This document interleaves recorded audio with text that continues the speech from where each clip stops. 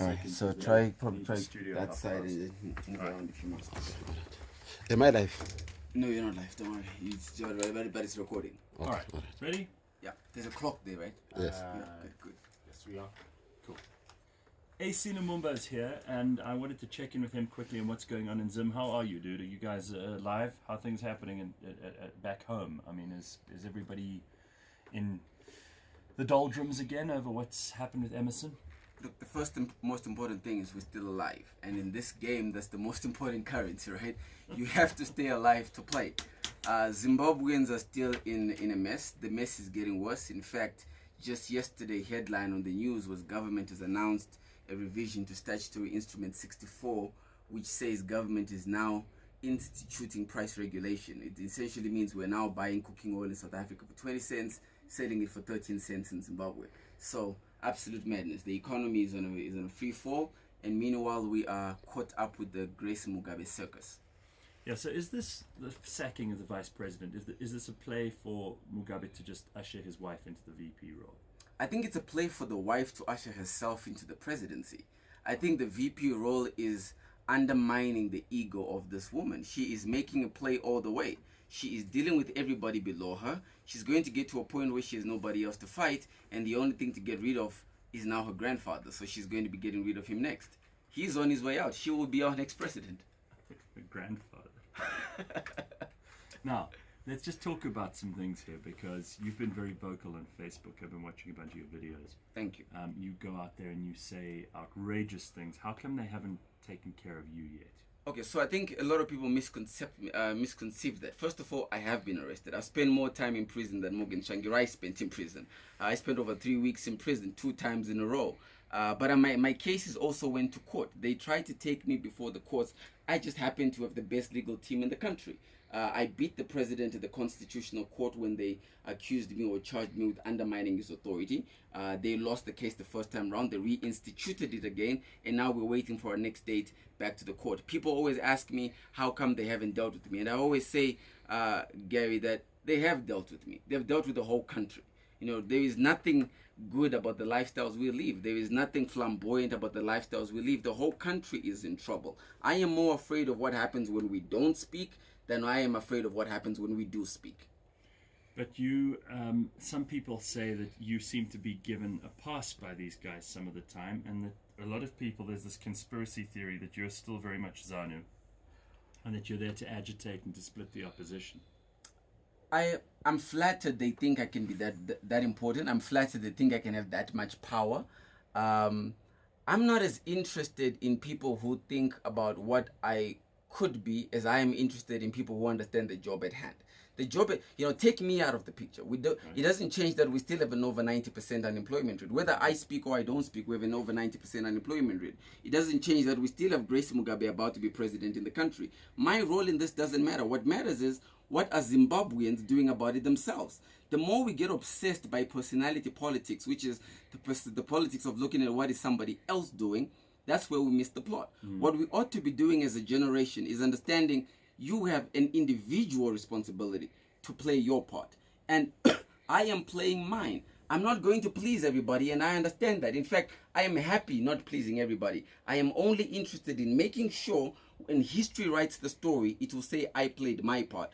I don't think these people who say I am an agent keep a register of the CIO, of the intelligence register. Just because I'm magic doesn't mean I'm not real. Now, do you have contacts that are giving you information from inside ZANU? I mean, do you have people who are able to feed you with the info you need to be able to make the decisions that you are making?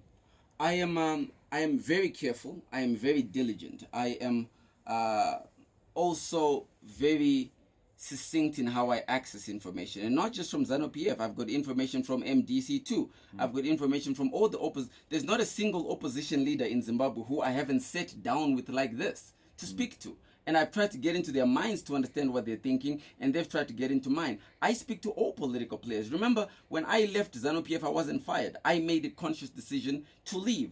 And as I left, there's people who are still in ZANU-PF who are not only my family, people who come from the same village as me, people who live in the same road as me. And I do still speak to them. I don't think taking or treating ZANU-PF as a homogeneous entity is the way to deal with it. I think you have to understand there is individuals who joined a collective party. These are not homogeneous entities who all think the same or do the same thing. It's like me saying all white people think the same thing. Yeah. Or it's like me saying all South Africans think the same thing. So I do have access to everybody. But it has been, the party has been so dominated by Robert Mugabe and recently Grace Mugabe that it's very difficult to ascertain whether there are any voices that feel differently inside of the ZANU-PF. And you're very right. What has happened over time is, you know, if you joined ZANU-PF and you didn't have a way of making a living for yourself, you can't get out.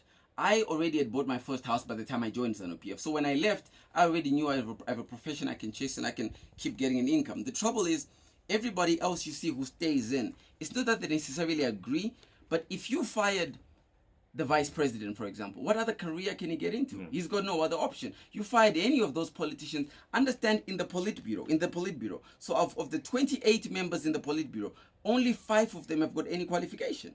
So you're looking at people who they don't have a plan B. It's no different to what our president's doing here. He puts the most underqualified, most incapable people into positions because all they have then is blind loyalty on their side.